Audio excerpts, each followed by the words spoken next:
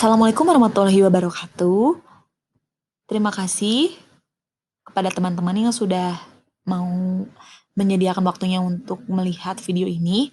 Nah, pada pertemuan kali ini kita akan membahas mengenai dasar terbentuknya kelompok sosial dan prosesnya atau syarat terbentuknya kelompok sosial. Nah, lanjut ke slide selanjutnya yaitu ya ini, faktor dasar terbentuknya kelompok sosial. Yang pertama ada faktor keturunan, kedua faktor daerah asal, ketiga faktor geografis, keempat faktor kepentingan, kelima faktor keagamaan, enam faktor ideologi kenegaraan. Nah, 6 faktor ini akan kita bahas pada slide selanjutnya. Yang pertama yaitu mengenai faktor keturunan. Nah, dapat membentuk tali persaudaraan yang erat. Contohnya, nah jadi faktor keturunan ini tuh terbentuk dengan persamaan keturunan yang memiliki tujuan yang sama, yakni menyambung tali persaudaraan yang erat, serta dampak positifnya yaitu masing-masing anggotanya secara tidak langsung memiliki komitmen untuk tetap aktif terlibat dalam kelompok sosial ini untuk menjaga agar tali persaudaraan tidak terputus. Salah satu contohnya yaitu kelompok etnis yang berbeda yang berada di kota-kota besar di Indonesia seperti keturunan Arab dan Tionghoa di Indonesia. Nah, seperti yang kita ketahui, misalnya ada di daerah Bogor, di Puncak, di situ ada Kampung Arab, karena di situ banyak keturunan-keturunan Arab yang tinggal menetap serta menikah dengan masyarakat setempat sehingga membentuk satu kelompok sosial di mana terdiri dari keturunan orang-orang Arab. Begitupun dengan orang-orang Tionghoa. Nah, jadi faktor keturunan ini bisa menjadi salah satu dari dasar terbentuknya kelompok sosial. Yang kedua adalah faktor daerah asal. Nah, faktor daerah asal ini erat kaitannya dengan para perantau yang banyak memiliki identitas kesukuan seperti budaya yang sama, bahasa, rasa senasib. Nah, selain itu juga ada juga yang didominasi oleh masyarakat setempat, seperti kampung Cina atau kampung Betawi di Jakarta. Nah, salah satu contohnya yaitu kampung Cina dan kampung Betawi yang ada di Jakarta. Nah, faktor daerah asal ini bisa juga persamaan senasib atau pekerjaan, maka dapat terbentuk kelompok sosial yang mewadahi yang bertujuan meningkatkan taraf hidup maupun kinerja anggotanya. Nah, contohnya ini adalah perkumpulan informal mitra mitra ojek online yang saat ini sedang marak terjadi di berbagai kota.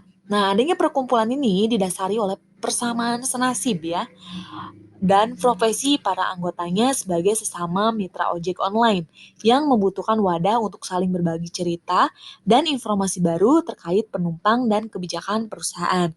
Selain itu juga misalnya di kota-kota besar seperti mahasiswa banyak ada perkumpulan-perkumpulan mahasiswa dari misalnya perkumpulan mahasiswa dari Padang, kemudian dari Riau, dan lain sebagainya. Nah, nomor ketiga ini adalah faktor geografis. Nah, adanya faktor geografis menimbulkan terjadinya kontak dan komunikasi. Nah, kedekatan geografis juga sangat berpengaruh besar terhadap keterlibatan seseorang dalam sebuah kelompok. Semakin dekat jarak geografis antara dua atau lebih orang, semakin mungkin mereka untuk saling berbicara dan berinteraksi.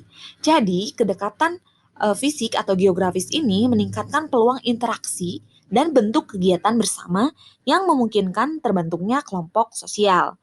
Kedekatan tersebut bisa kita lihat ketika ada seseorang yang merantau ke suatu daerah dan bertemu dengan orang yang statusnya sama sebagai perantau dan berasal dari daerah yang sama. Secara tidak sadar, orang tersebut merasa ada ikatan batin meskipun pada awalnya belum saling mengenal ketika masih di daerah asal.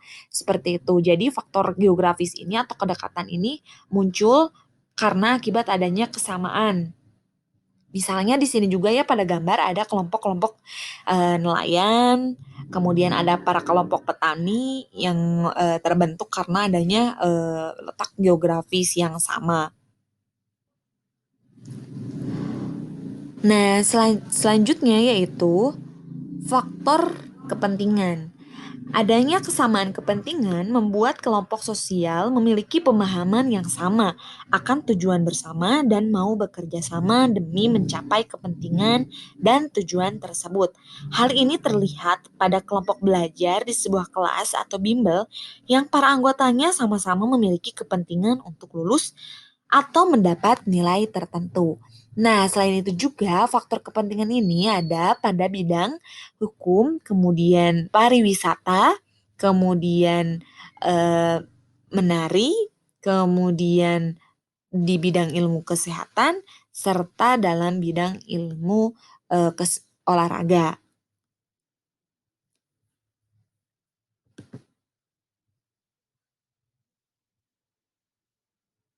Nah, slide selanjutnya yaitu mengenai faktor keagamaan. Nah, selain yang tadi sudah disebutkan, ini yang terakhir adalah faktor keagamaan.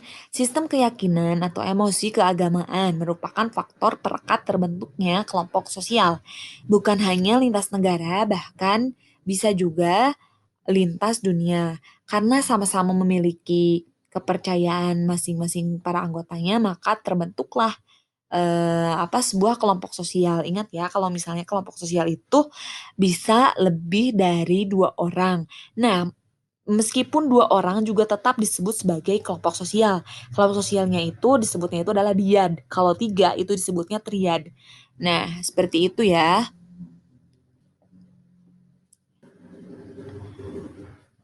Terakhir, kita akan membahas proses atau syarat terbentuknya kelompok sosial. Ada 4 syarat terbentuknya kelompok sosial. Nah, yang pertama adalah memiliki interaksi yang terpola. Di sini saya akan mencontohkan salah satu contohnya yaitu seperti orang yang berpacaran. Misalnya antara perempuan dengan laki-laki. Nah, perempuan dengan laki-laki ini disebut sebagai kelompok. Kelompoknya itu berbentuk diad karena hanya 2 orang. Nah, ketika perempuan dan laki-laki ini melakukan interaksi secara terus-menerus, artinya mereka itu memiliki interaksi yang terpola. Ya, sudah misalnya saling mengingatkan untuk makan, saling mengingatkan untuk mengerjakan tugas, kemudian bangun pagi, sholat dan lain sebagainya. Itu memiliki interaksi yang terpola pada awalnya. Jadi masa-masa PDKT lah ya. Kemudian yang kedua adalah adanya faktor kesamaan. Nah, dari adanya PDKT tersebut nih misalnya, ternyata ada kesamaan nih. Misalnya sama-sama suka nonton drama Korea atau misalnya sama-sama suka nonton film anime atau sama-sama suka olahraga dan misalnya sama-sama menyukai buku novel. Nah, seperti itu karena adanya faktor kesamaan.